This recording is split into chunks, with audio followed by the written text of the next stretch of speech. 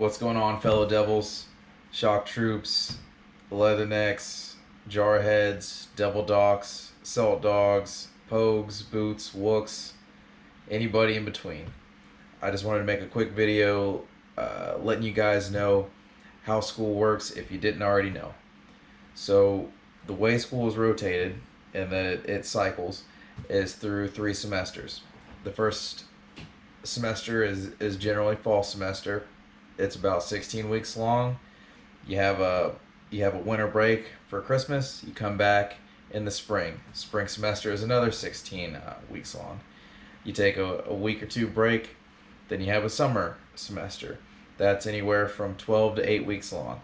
Then you start the whole process over again. So that's the order of things. The way that classes are broke down is on a point system. Each class is worth 3 points, usually. This is a general broad concept, but each class is usually worth 3 points. So to use your full GI Bill or your government benefits or whatever you're using, you need to have at least 4 classes or 12 points per semester. The school calls them credits, most likely. The point system are credits.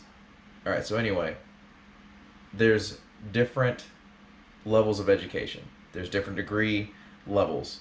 So the degree levels are broken into 2 classifications. The first is undergrad. The second is graduate. Undergrad is the easier to obtain degrees, and it's 4-year degrees and under. It's considered an undergrad. Graduate school is masterates and doctorates, which are above the 4-year mark. So for your undergraduate, you have associates, bachelors, and then for your graduate, you have a master's, doctorates. Starting from the bottom up, associate's degrees are generally 2-year degrees, and they take 60 credits or points to obtain, or 20 classes. So your 2-year degree is going to require 20 classes. You can take 4 classes a semester.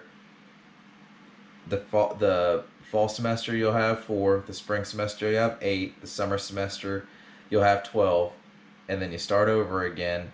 In 2 years you can have 20 credits. The bachelor's degree is twice as many as the associates. For a 4-year bachelor degree, you have to have 40 classes or 120 points or credits.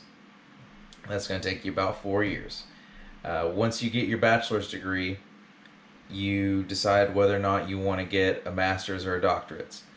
A master's degree is going to be anywhere from 36 to 54 points or credits, and that's going to be a total of 12 to 18 classes. That could take you a year and a half to 2 years, depending on how fast you go about it. A doctorate's degree, starting back from the bachelor's, if you go from a bachelor's to a doctorate's, it's going to be another 120 credits. So it's going to be another 4 years. So that's why it takes 8 years to be a doctor. You have to get a bachelor's and you have to get a doctorate's to be a doctor. And that's pretty much how that's broken down. So you have your undergraduate, which is your 2 and 4 year degrees. You have your graduate, which is your 6 to 8 year degrees. Depending on your field or whatever you want to do, really dictates what you need to do to excel education level wise. For example, I have a friend that's a nuclear engineer, and he has a bachelor's. If he was to get a master's or doctorate, it wouldn't help him other than to teach on a campus for a school. And if he's not interested in doing that, then there's no reason for him to go get a bachelor's. From my own perspective here, I have an associate's degree, and I'll show it to you, in healthcare administration, health service management. I don't know if you can read it, but that's my little degree. I have a 2-year degree. I'm currently going for my bachelor's, which is a 4-year degree, and I'm about 35 credit hours away. So that, broken down, I guess 35 credit hours would be close to 12 classes, which is about a year of school if I went 4 classes a semester. So I'm about a year away from my bachelor's. For my career path, I really can't start my career until I do have my bachelor's. Currently, I work in healthcare administration at a local hospital here, and I'm not important whatsoever. You know, I have a degree, but I'm nobody there, more or less. And to actually move up the ranks, I need a bachelor's. And to actually have a big boy job like to sit on a board or to be a hospital administrator, I need to have a master's degree. So that's just the way it's laid out for me, and the path that I have to take to be successful in my career field. So I hope this general breakdown helped you guys. If you'd like more videos on uh, the GI Bill or different degree programs or how to set anything up, just leave a comment and I could make another video on it. Most schools out there that take GI Bill understand, which I would say all of them, understand that you as a veteran going to school, you are a paycheck. Like you are, they gonna get money from the government. If you as a veteran sign up for school, that school already knows that you're gonna pay them, and all schools are as businesses, so they're gonna see you and they're gonna say, "Yep, we got you. We're gonna get money out of you, whatever," and they're gonna set you up just fine. All you have to do, if you're wanting to use your GI Bill, is go to the school, walk up to anybody that works there, tell them, "I'm a veteran. I would like to sign up for school. How do I do that?"